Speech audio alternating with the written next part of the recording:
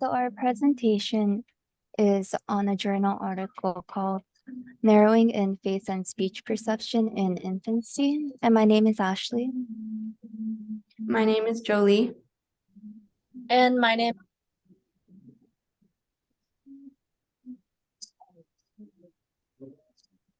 So through perceptual narrowing, infants increase their processing ability and precision in narrow category as they develop. And as infants develop, perceptual narrowing causes older infants to show an increase in the ability to differentiate differences among familiar stimuli, but start to experience difficulty with unfamiliar stimuli. And the two domains that the study focused on are face and speech.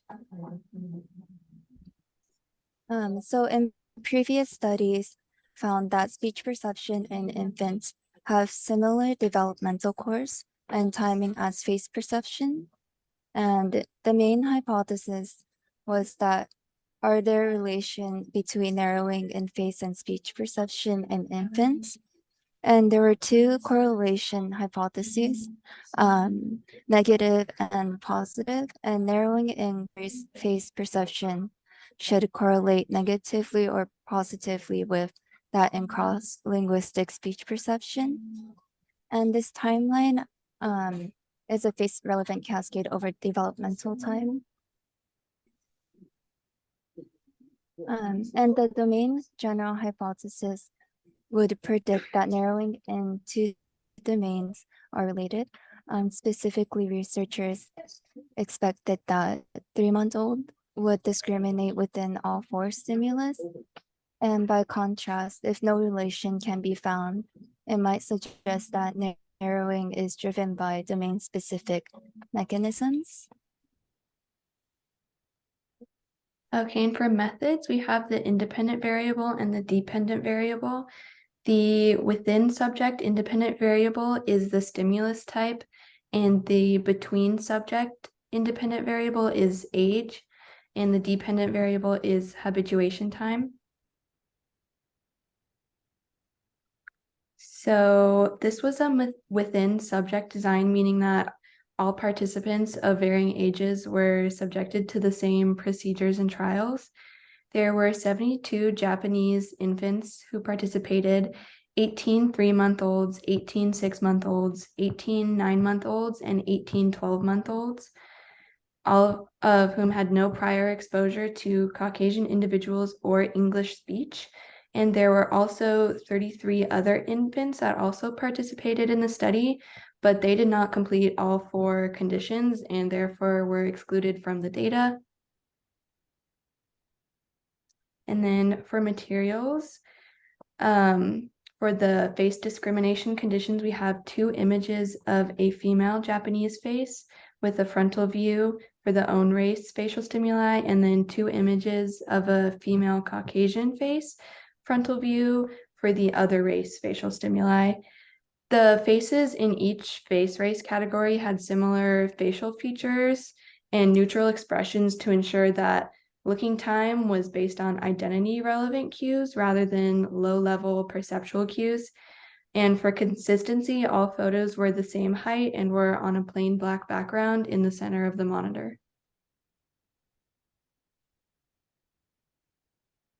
So for the materials for the speech sound discrimination conditions, there were 2 Japanese speech sounds, kako and gakko, for the native speech sounds, and then 2 English speech sounds, dos and dos, for the non-native speech sounds.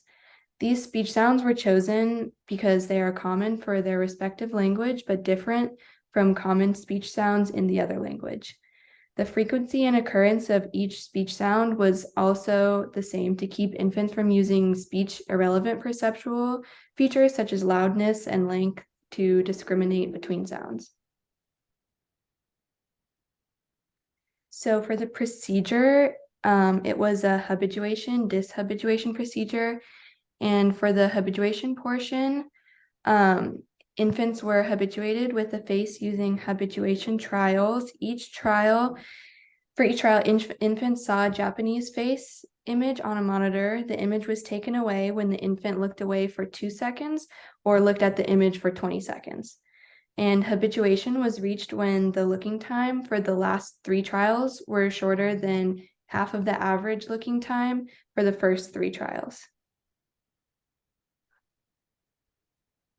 And then for the dishabituation portion, infants saw the same previous habituated face for 5 seconds, and then infants were shown a different own race face for 5 seconds.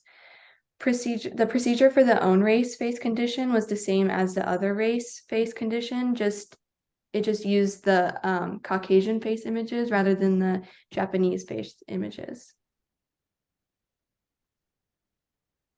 And then for the speech sound procedure, infants heard a native speech sound from a speaker and saw a checkerboard on a monitor.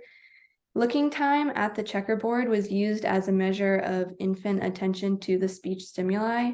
And then the procedure for the non-native speech sound condition was the same as the native speech sound condition, just using the non-native speech stimuli.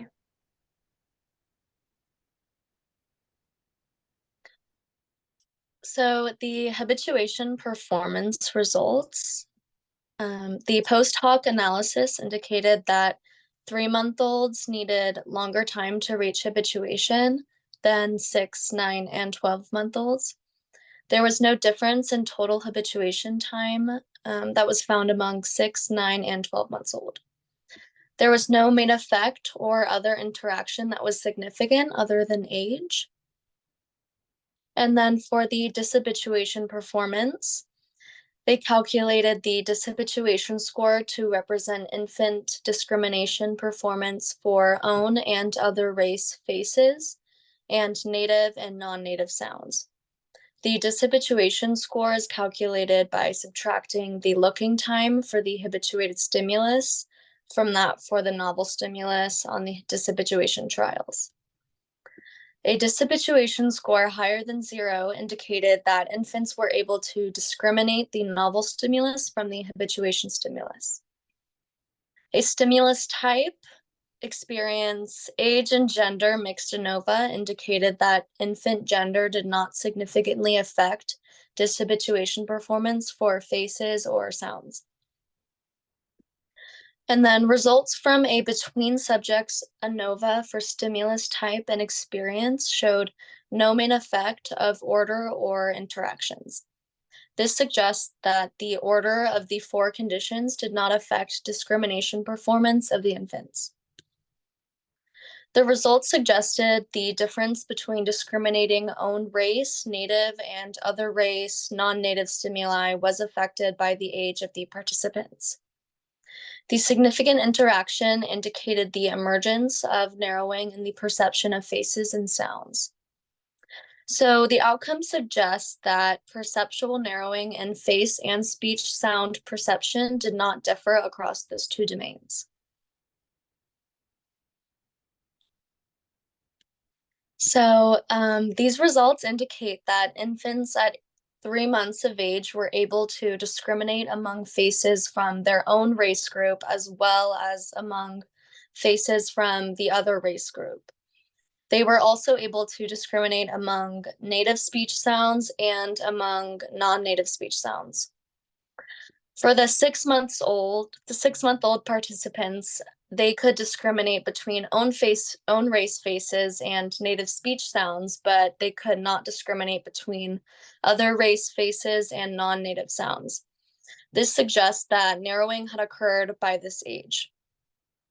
The narrowing that was observed beginning at 6 months was also apparent at 9 and 12 months old. A possible critique mentioned in the investigation was regarding the Japanese sounds gakko, which means school, and kako, which means look or appearance. It could be that the case of older infants that they're more familiar with the words, and so older infants may have discriminated between the 2 native Japanese sounds due to differences in familiarity with each word. rather than their specialized auditory perception. The study used independent two-sample t-tests to compare the time it took the GACO habituation and the CACO habituation participants to reach the habituation criteria. The results showed no significant difference between the two habituation sounds at any age group. So the graphs shown in this slide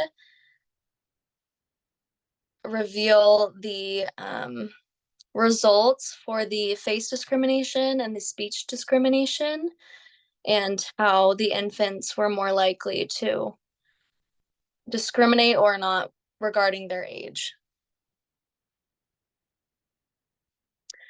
The narrowing in the domains of face and speech perception were not correlated at 6 months of age, but then they were negatively correlated at 9 months and ultimately positively correlated at 12 months. The observed narrowing in face and speech domains is consistent with development in other domains, such as perception of musical rhythm and intersensory correspondence. So the first question I have says, why did perceptual narrowing for each modality emerge at 6 months with the emergence of a relationship between modalities occurring only from 9 months onward? So one possibility is that the perceptual development in each domain may trigger intermodal competition at 9 months of age and coordination and integration between modalities at 12 months of age. The study only used a cross-sectional design, and so therefore we're unable to address this possibility. So for future studies, a longitudinal design would be more beneficial in order to further examine the mechanisms driving the developmental relations among the domains. The second question reads, are developmental patterns of relations between domains limited to infancy, or is it a broader phenomenon? So both the current infant and prior child data suggest that intermodal relations may develop unrelated to competitive to cooperative, thereby implying that this pattern may be observed at multiple periods of development. And then one limitation in the experimental design that should be acknowledged is that only one pair of stimuli was used to examine performance in each of the 4 cells: own race, other race, native speech, non-native speech. The study specifically used a single stimulus pair design to ensure that the correlational results in the 4 age groups would not be harmed by variation across different stimulus examples. Thank you. Thank you. Thank you.